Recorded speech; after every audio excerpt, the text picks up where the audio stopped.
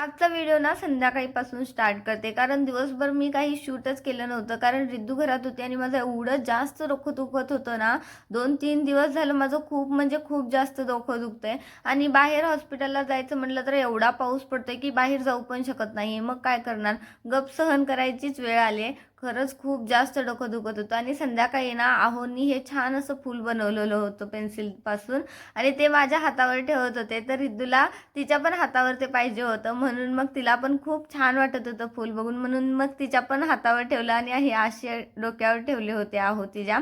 आणि दिवसभर घरी बसून बसून मग रिद्धूला सुद्धा बोर झालं होतं, म्हणून आहो आणि रिद्धू बाहेर जाऊन हे असे चॉकलेट आणि थोडं खायला वगैरे घेऊन आले होते. आणि मी आत बसले तोपर्यंत ह्या बाप लेकीने एवढे सारे चॉकलेट खाऊन टाकलेत. आणि मला थोडेच चॉकलेट ठेवलेले, आणि खरंच चॉकलेट पण छान होतं, थोडं वेगळं होतं पण छान होतं. आणि हे असं खायला घेऊन आले, फरसाणं वगैरे तिला थोडं काढून दिलं. आणि सकाळी पाऊस, रात्री पाऊस, दिवसभर पाऊस, दिवसभर नुसता पाऊसच पडतोय आणि त्यात माझं एवढं डोकं दुखतंय.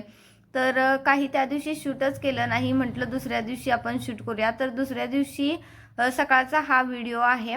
तर हाच मी कंटिन्यू केला आहे पुढे. तर दुसऱ्या दिवशी सकाळी मेदूवडा बनवलेला होता, तिच्या टिफिनसाठी पण देता येईल म्हणून, मग तिला आवडतो म्हणून बनवला होता. पण त्या दिवशी पण रात्री डाळ भिजायला घातल्यानंतर मॅडमांचा मेसेज आला की आज पण स्कूलला सुट्टीच आहे म्हणून.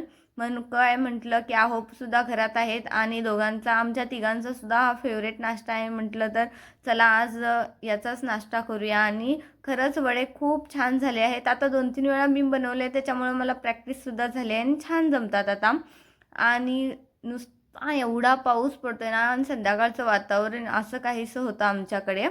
तर तुमच्याकडे पण पाऊस पडतोय का, आणि पावसामुळे सुट्टी मिळाली का स्कूलला, हे सुद्धा मला नक्की कमेंट करून सांगा.